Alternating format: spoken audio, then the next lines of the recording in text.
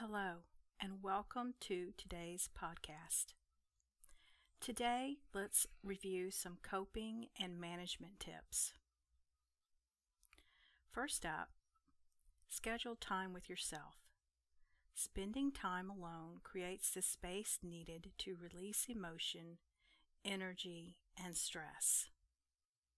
It's important when allowing yourself this time, this space for yourself, and reviewing whatever emotions come up, that we fully acknowledge them.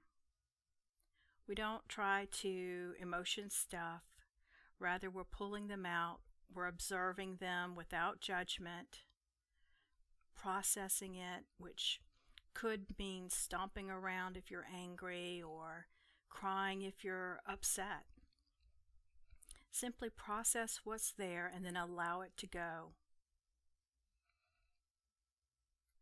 Positive affirmations. Short messages that train thought patterns. An example of a positive affirmation would be, "Let me receive what is in my highest and best good at this time." Now notice in this affirmation that there is no expectation, meaning I'm saying this in a neutral fashion without a specific outcome.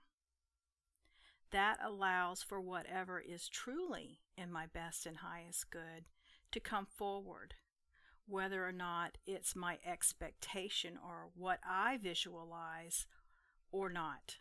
I'm going to surrender that expectation and leave it to the divine to bring towards me what's really in my highest and best good. What are you wearing? Did you know that metals, leather, and rubber can affect your energy field? Metal buckles near your sacral chakra, which is a center for intellect and manifestation, can disrupt the flow and block it. Rings can hold energy as well. Leather and rubber soles keep you from making a complete energy circuit with the earth. You need to complete this circuit as it absorbs negative energy and uploads the positive.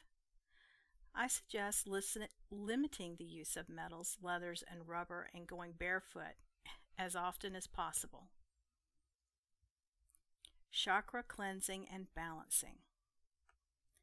Regular cleaning of the chakras will keep your energy field free of negative or unwanted energy. Rebalance them by bringing in energy that will create alignment and balance. There is kind of another part to this.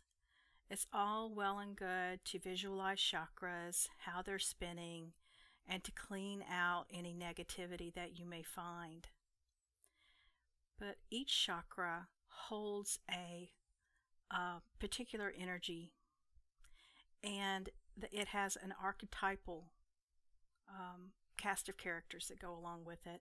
Each chakra has a low expression and a high expression.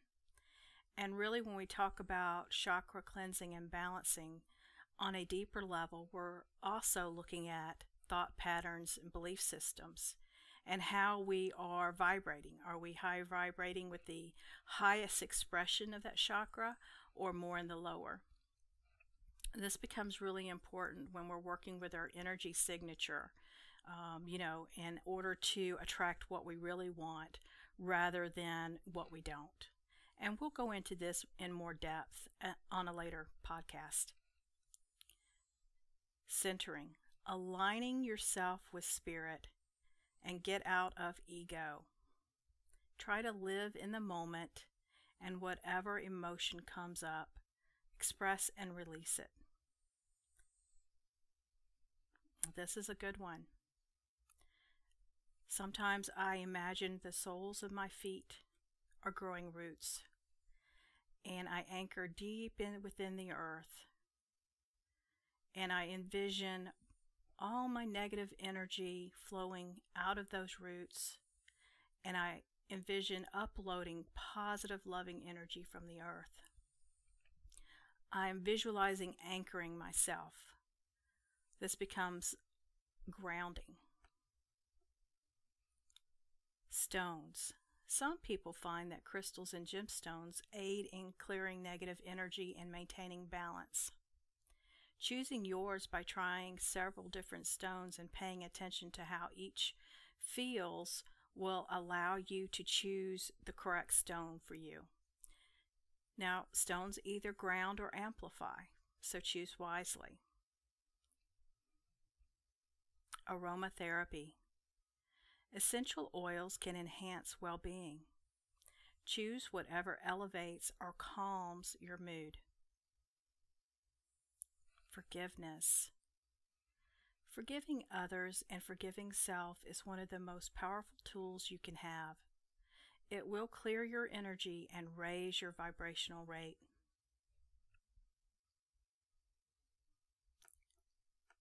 Grounding. I spoke of this with centering, and the two are connected. We have a grounding cord in the root chakra that connects us to the earth. Being aware of this and using this cord to both send negative energy into the earth where it is absorbed and drawing nourishing energy up from the center of the earth will increase your energetic flow. And I do suggest being out in nature to do this, and I do love bare feet. Meditation. This quiets the mind so that you can center, be present, and listen to the voice within. It's about achieving stillness. This allows you to center and connect with your divine self. When you have that, you can then connect either to the earth or with divine source. It's all the same, really. It's just choosing which door to enter. Soothing sounds. Relax yourself using music or nature sounds.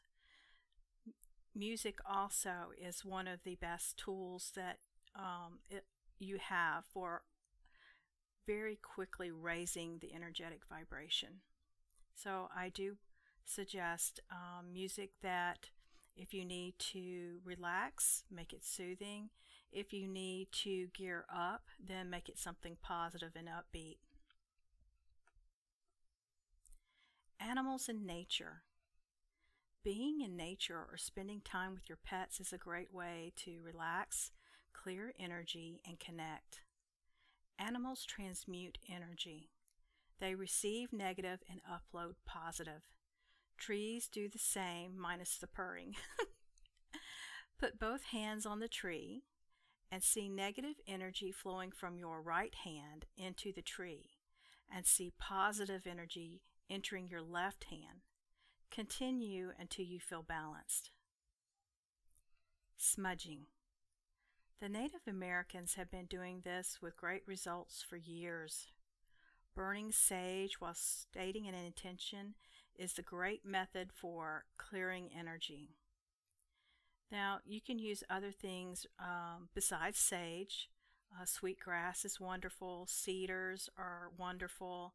So again, whatever speaks to you that has a cleansing vibe to it, you could use that. Exercise. Now, yoga is effective because it combines breathing, centering, and grounding. It's a wonderful way to raise vibrational energy. Any physical activity can be used as a bridge, taking you from one mindset to the state of being in the moment. And that's the key. You want to get out of one state of mind and into another. So exercise is a wonderful bridge for that. Vigorous exercise for letting go of negativity is wonderful. Yoga is wonderful. I especially love the breathing because paying attention to breath will help you be very in the moment and mindful. You could also keep a gratitude and intention journal, ending the day by writing a list of things you're grateful for and then stating an intention to work towards keeps the energetic flow steady. I want to give you a breathing exercise. Take a deep breath, breathing in through the nose to the count of 8, filling your lungs and abdomen with air. Exhale to the count of 8, emptying both your abdomen and lungs of the air. Again, breathe in through your nose and out through your nose, all to the count of 8. And once more, breathe in through the nose, exhale through your mouth. This breathing exercise will help you become very centered and grounded within your body. You know, when you are sensitive and the energy flows out to meet and greet everybody else, you're really connecting with others energetically before you physically meet. And so in those moments where, you know, you're in overwhelm, breathing can actually bring you back into your own body and anchor you there. You know, and once you're anchored in your own energy, the overstimulation decreases because you're present in your own energy field. So I like the breathing exercises, and another thing that I like is tapping.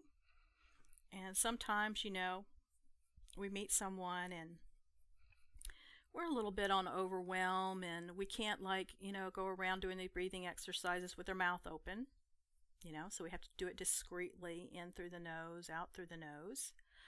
And again, you know, with the tapping, we don't want to look like, you know, we're tapping all over our bodies. That can be very distracting in a conversation. But what would work is, you know, hands, you know, by your side naturally, you know, just kind of gently and inconspicuously tapping on your outer thigh, you know, just right where your hand falls. And paying attention to the sensation, you know, of the tapping, you know, where that sensation is on the leg, you know. Again, that's drawing your energy in. That's really what you're doing, is you are drawing your energy from out there, beyond you, ahead of you, back into your body, and in a grounded, centered, mindful way. So you're anchoring in your own body. And that can help decrease overwhelm and put you in a position where you can be much more comfortable. So let's do another breathing exercise, drawing energy from the earth. Find a comfortable spot in nature, on the front lawn. If you can't do that, the bed or living room couch will work. Close your eyes, relax, breathe deeply into your belly, and exhale fully several times. I like to do it in 3s, but again, whatever feels comfortable. Become aware of your physical body. Really get into it from your head down to your toes. Feel the soles of your feet grow roots and let them grow towards the earth's center until you reach the liquid pink energy of the earth. Now shift your attention to the earth. Let feelings of gratitude and respect for the earth spirits well up. Stretch these sensations down through all the layers of the earth, through your roots, until you reach the earth's inner molten core. Once you have reached the inner core of the earth, feel all of your fear, anxiety, and negativity drain down into the earth through your spinal column, beginning at the top and ending at the base of the spine. With your attention still focused at the base of the spine, begin to draw the pure vital energy up from the earth's core. Feel it slowly rise up through the spine until it reaches the top. Once at the top, it will flow as a fountain from your crown chakra, rinsing your aura and energy field free from any negative energy. Bringing down divine white light into your crown chakra, visualize this white light coursing like a liquid through the crown chakra. Visualize white light coursing like a liquid through the third eye, then through the throat, then through the heart, solar plexus, sacral, and finally the root. Visualize your spiritual chakra centers as being a hollow infrastructure.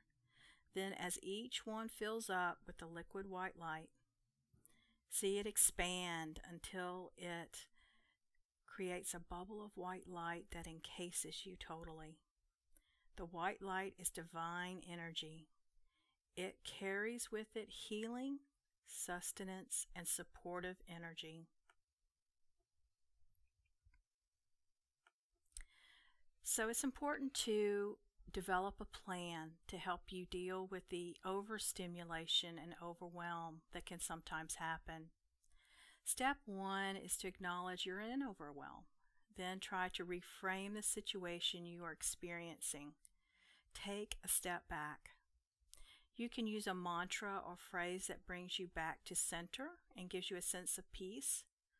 Acceptance of the situation, which doesn't mean that you'd go back and choose it, will allow you to flow with the experience rather than resistance, which brings even more anxiety. Remember to love yourself. So often it's tempting to berate and criticize yourself for being weak or for not reacting in the ways others do. You are wired this way, and you are perfect in your design. You can love yourself without loving the situation. When you want to shift out of this state, you can use these techniques. You could remove yourself physically, either leave the situation or take breaks. Closing your eyes can reduce some of the visual stimulation.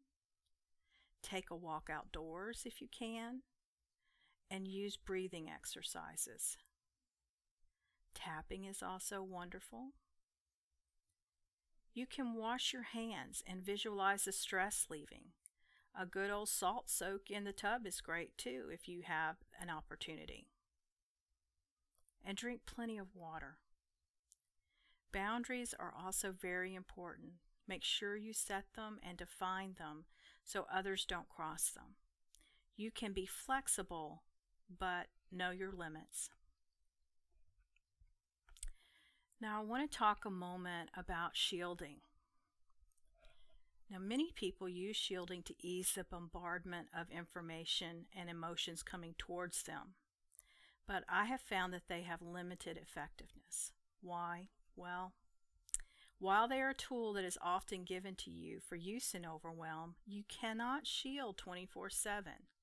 It's arguable that the original intent behind providing shielding methods was to give a tool to someone in overwhelm to give them a sense of control. That way you can disconnect and lower the anxiety level in overwhelm. But the other part of this method was then to learn how to manage and flow with the experience rather than to be in resistance, which is the root of overwhelm. The other key skill to learn is how to center and ground in your own body and draw your energy back in. That is why understanding your wiring and how to manage it is so critical. I hope you enjoyed today's tips. If you would like to read or learn more, please do visit me at lynzambrano.com.